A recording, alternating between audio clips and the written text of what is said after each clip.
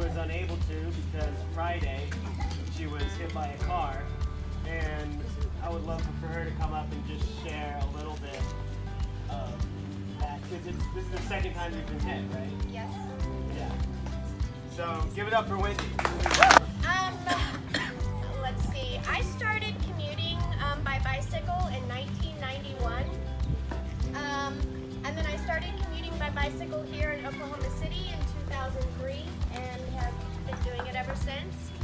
And I guess for me, two quick things I'd like to say is I love everything James said, and this is awesome, and this is a great starting point, but I'd like us all to also think a little bit broader and think about this kind of statewide. Often if I ride my bike to work, I'm 4 or 5 miles through city neighborhood streets, and that's great, but like Friday, my commute was 28 miles, and I went through Oklahoma City, Del City, Midwest City, Spencer, and Hera. So that's outside of the city, right? And actually where I was hit is on Southeast 15th and Westminster, and brand new street, that whole area, 4 lanes, no bike lanes, just built. I think infrastructure all over our metro areas and all over the state, we need to really be thinking about this on a wide scale.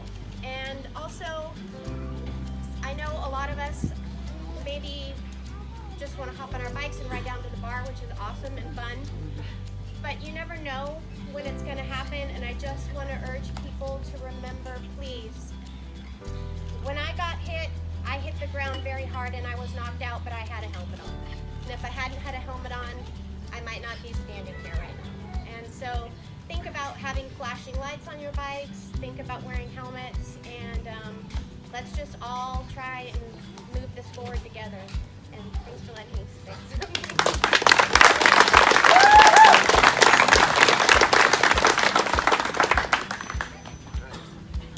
Well, thank you all for coming out. This is an awesome showing. As James spoke to, we all keep having to express how much we care about this issue, how important it is, because in democracy it falls on us to make any change happen. Everyone in power has to respond to us asking for change. They can't just go and do it themselves. So thanks for coming out, and thanks especially to all the people who helped set this up, help promote it, and the people who are going to do stuff like this in the future when I get too tired of doing it. To really echo what James and Wendy both said, I think one of the major problems we made throughout the last century was leaning on monocultures, leaning on doing one thing and that's it. Just growing corn, just growing wheat, and feeding it to everyone because that was the most efficient thing we can do. Just growing Bermuda and fescue and controlling everything else and getting rid of it because that was the most efficient thing we can do.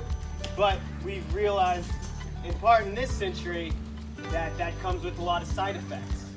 As bees and birds populations start declining, and as people stop getting as healthy as they once were, and our life expectancy is starting to level off. And I think on those two issues, we've started to turn the corner and realize that we need to introduce more diversity, because one tool isn't going to be able to fix all of our things, even if it's the best tool for one job. And I think we have to start turning that around with cars. Our state budget for DOT this year is, I think, $1.8 billion.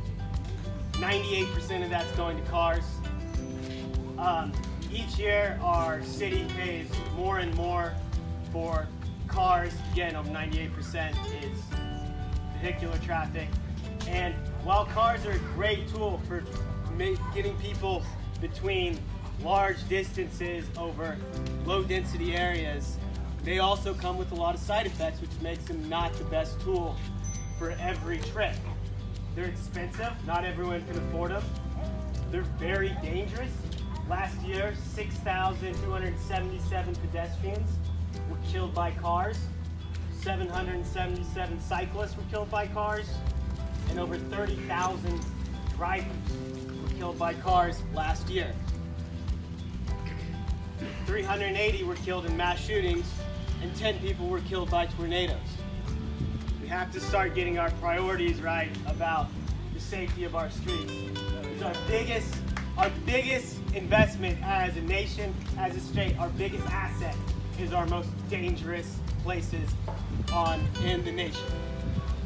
And we have to make it, and beyond that, cars take up a lot of space. And for every single car we have in Oklahoma City, we have 5,000 square feet of parking and driving surfaces.